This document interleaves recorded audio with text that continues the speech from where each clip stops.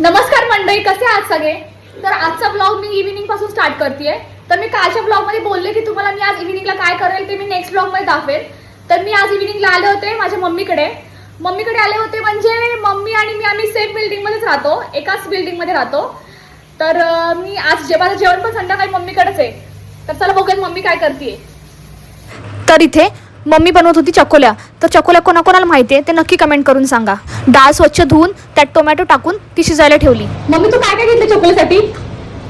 ओलं खोबरं, लसूण, मिरची.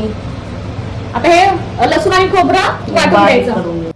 तोपर्यंत तिने ते छान पीठ मळून घेतलं. काय करते मम्मी तू याच्यामध्ये? डाळ शिजवल्यानंतर त्याच्यात गरम पाणी घालून घ्यायचं. थंड पाणी घालायचं नाही, कारण चवीला फरक पडतो, टेस्ट कमी येते, म्हणून ते गरम पाणीच वापरायचं. तेल टाकून त्यात जिरी आणि मोहरीची फोडणी देऊन घ्यायची. जिरा आणि मोहरी छान तळतळली. त्यानंतर त्यामध्ये हिंग, कढीपत्ता आणि हिरवी मिरची घालून छान परतून घ्यायचं. आणि मग त्यामध्ये वाटलेलं वाटण घालून घ्यायचं. नंतर त्यामध्ये हळद, धना पावडर आणि गरम मसाला घालून छान परतून घ्यायचं. त्यात तुम्हाला हवं तेवढं पाणी टाकून शिजलेली डाळ फोडणीमध्ये घालून घ्यायची आणि मग त्याच्यामध्ये मीठ टाकून घ्यायचं. असा छोटा उंडा घ्यायचा.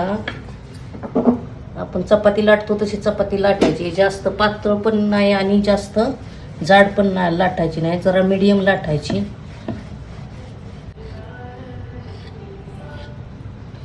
डाळीला उकळी आल्यानंतरच त्याच्यात सोडायच्या. अशा उकळी आल्यानंतर ते आपोआप वेगळ्या होतात. तेवढ्यात मम्मीला आला होता फोन. ती फोनवर बोलत होती. म्हटलं दे इकडे, मी लाटून घेते. आता सगळं झाल्यावर छान कोथिंबीर घालून घ्यायची आणि इथे तयार आहेत आपल्या चकोल्या. तर तुम्हालाही चकोल्या खायला आवडतात का? आणि कोणाकोणाकडे हे बनवतात नक्की कमेंट करून सांगा.